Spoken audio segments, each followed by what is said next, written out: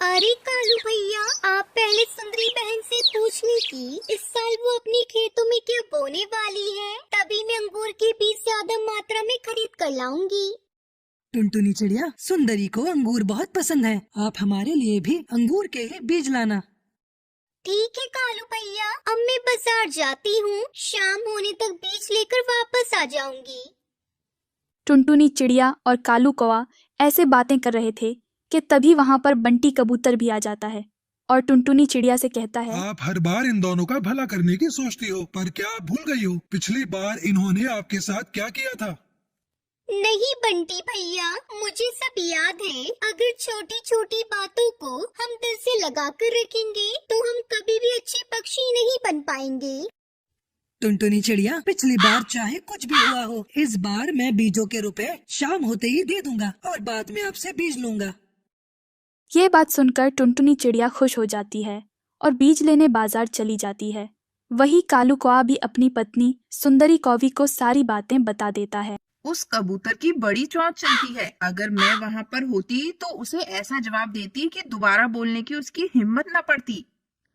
सुंदरी, एक तो हमें घर में बैठे बिठाए बीज मिल जाते हैं और ऊपर से हम बेचारी चिड़िया को रुपए भी नहीं देते। ये तो बहुत गलत बात है। हाँ हाँ, दे देंगे उस चिड़िया को रुपए, पहले बीज तो मिल जाने दो।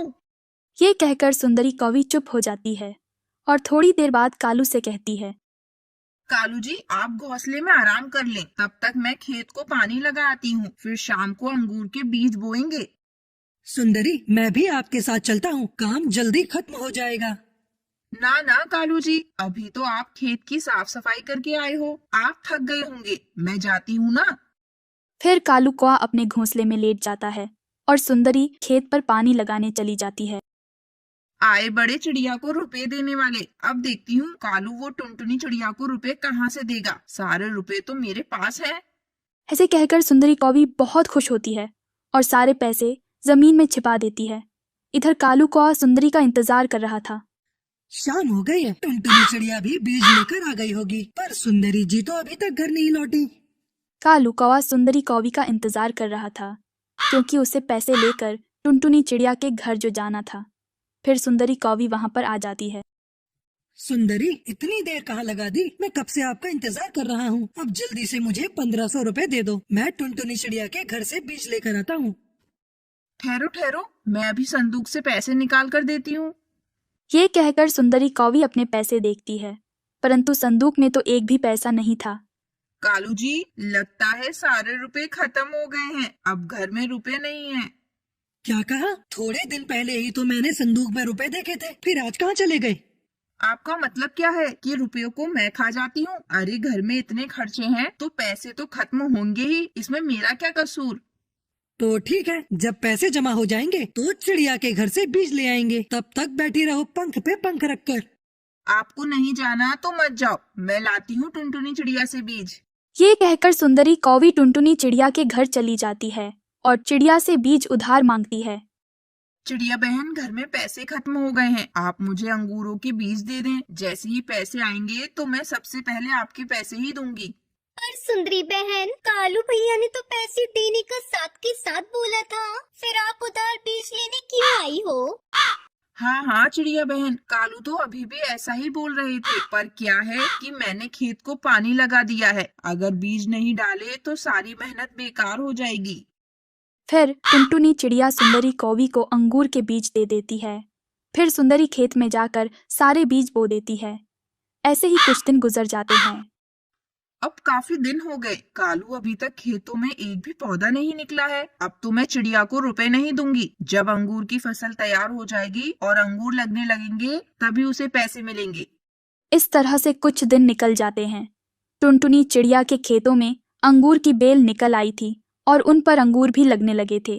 ये देखकर सुंदरी कौवी को बहुत गुस्सा आता है और वो कालू से कहती है, खबरदार कालू जी, जो इस टुनटुनी चिड़िया को आज के बाद बीजों के पैसे भी दिए, वरना मुझसे बुरा कोई नहीं होगा। एक तो खराब बीज देकर मेरी सारी मेहनत खराब करवा दी।